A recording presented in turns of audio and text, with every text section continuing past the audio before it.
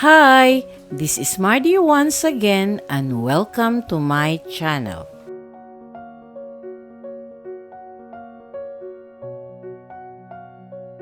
Hello mga ka-istorya! Welcome back to At Home with Mardy.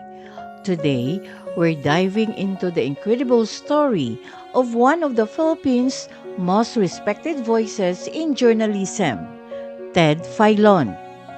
You've seen him deliver the news with authority, compassion, and class. But how much do you really know about the man behind the microphone?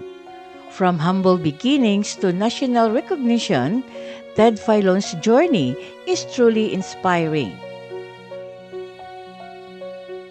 Stick around because in this video, I'll share 7 amazing facts about Ted Filon, including how he started from scratch, made history on TV, and became a voice trusted by millions of Filipinos.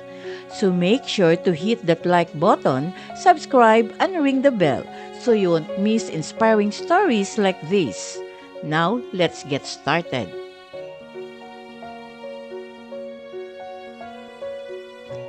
If you are new to my YouTube channel, please don't forget to like, comment, and subscribe. At para updated kayo sa mga susunod kong videos, please click the bell notification below. At sana po, don't skip the ads and please watch until the end of my video. Here are 7 reasons why Ted Filon is a true broadcast legend. Number 1, humble beginnings and early work. Si Mario Teodoro Filon Etong na ipinanganak noong March 29, 1962 sa Maynila ay lumaki sa isang simpleng pamilya. Ang kanyang ama ay isang jeepney driver at ang kanyang ina naman ay nagtitinda sa palengke.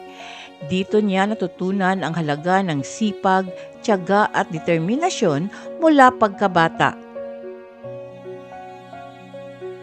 Noong kabataan niya sa Tacloban, iba't ibang trabaho ang pinasok ni Filon para makatulong sa kanyang pamilya. Naging roomboy siya, nagtrabaho bilang waiter at minsan pa nga'y nagkakarpentero o construction worker. Ang mga karanasang ito ang humubog sa kanyang pagkatao at tibay ng loob bago pa man siya tuluyang nakilala bilang isa sa mga respetadong mamamahayag at broadcaster sa bansa. Number 2, multimedia broadcasting career spanning decades. Sinimula ni Filon ang kanyang career sa broadcasting noong early 1980s, kung saan nagsimula siya sa radyo at natutunan ang mga basics ng news at public affairs. Mula sa maliliit na lokal na istasyon, unti-unti niyang binuo ang kanyang reputasyon bilang isang matalas at mapagkatiwalaang boses sa ere. Dahil sa kanyang sipag at husay, nakapasok siya sa ABS-CBN noong 1990, isang malaking hakbang na nagbukas ng mahaba at matagumpay na karera sa network. Sa paglipas ng mga taon, naging isa si Filon sa mga pinakakilalang personalidad sa Philippine media. Naging anchor siya ng iba't ibang malalaking news at public service programs, kabilang ang TV Patrol na kanyang co-anchored mula 2004 hanggang 2020. Isang posisyon na lalong nagpatibay sa kanyang pangalan bilang isa sa mga pinakarespetadong broadcast journalists sa bansa. Number 3, a strong commitment to public service journalism. Ang matagal niyang programang Filon Ngayon from 2009 to 2020 ay hindi lang basta isang investigative at current affairs show. Higit pa ito sa karaniwang pag-uulat ng mga issue, naging tunay itong plataporma ng public service. Sa pamamagitan ng iba't ibang proyekto, ginawang aksyon ni Filon Ngayon ang mga kwento tulad ng pagtulong sa pagpapatayo ng isang senior citizen center sa Laguna at isang multimedia center sa Aurora.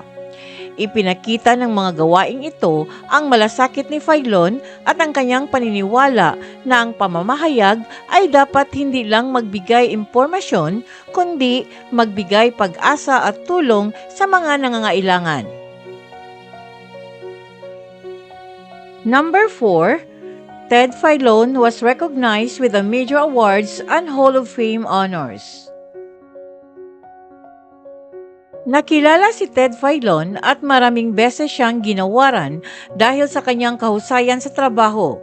Isa sa mga pinakakilalang parangal niya ay ang pagkakaindak sa Anak TV Hall of Fame bilang isang child-safe TV personality.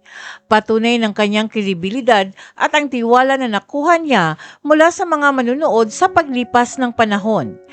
Ipinakita ng kanyang mga parangal hindi lang ang kanyang professional na galing, kundi pati na rin ang positibong epekto niya sa mga manunood sa lahat ng edad. Number 5, brief stint in politics.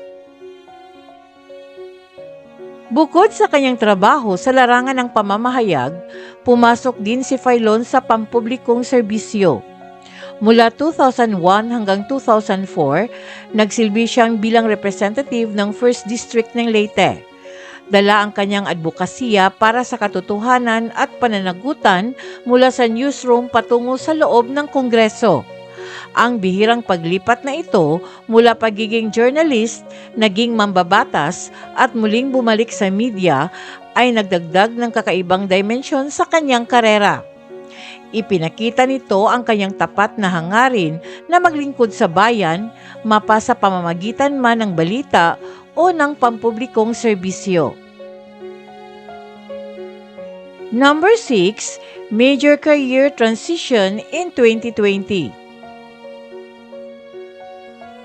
Matapos ang 3 dekada sa ABS-CBN, nagpapaalam si Ted Filon sa network noong August 31, 2020 na magmarka ng pagtatapos ng isang malaking kabanata sa kanyang mahabang karera sa broadcasting.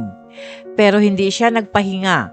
Agad siyang lumipat sa TV5 kung saan sumali siya sa kanilang radio division na Radio 5 at nag-explore ng iba't ibang program formats. Ipinakita ng hakbang na ito ang kanyang versatility.